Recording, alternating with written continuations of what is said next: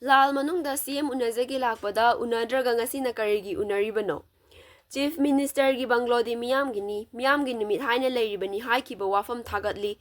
Adubu irang marakta madugi wakal kauthokduna CM Unage lakpada unahandriba karigino. Election matamda miyam nungsirakpa wakal thadokpiyu haina imagi mairagi convener Thokchom Sujatana phongdokre. Ngasi Manipur Press Club ki Thangjing Hall da pangthokpa paugi mifam amada Sujatana hai election tawdaba yadaba adumak tawrabasu masina maram oiraga miyamgi wakalda irang leibagi wakal kauthoknarakpa si laibak thibani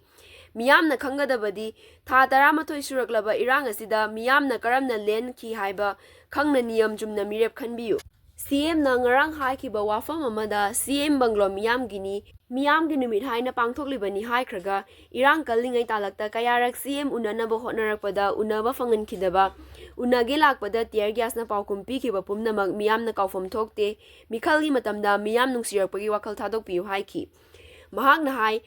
mairagi ima singna lamgi mairalup singa punsinduna changsilakiba khongjang sing manungda kuki MLA taragi mathakta matik chaba wayel chayak pigadabani haiba si ngasisu amuk hanna nauna lengakta mediagi khuthangda haizari imagi mairagi ima singna makhata ba khongjang oina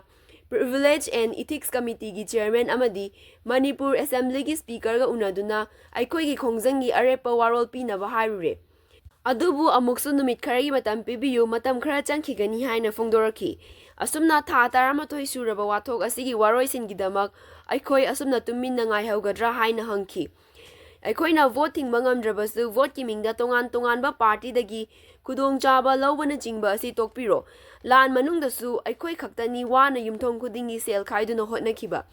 aikoi gi miyam India amadi Manipur lengak asi paratam bibagi matang hojik chap charbani handaki matang asida aikoi wakal ta haudrabadi aikoi gi tungi ireicha singdi laibak kadaida kari thokani khangloi aikoi loina mutkhragani haiki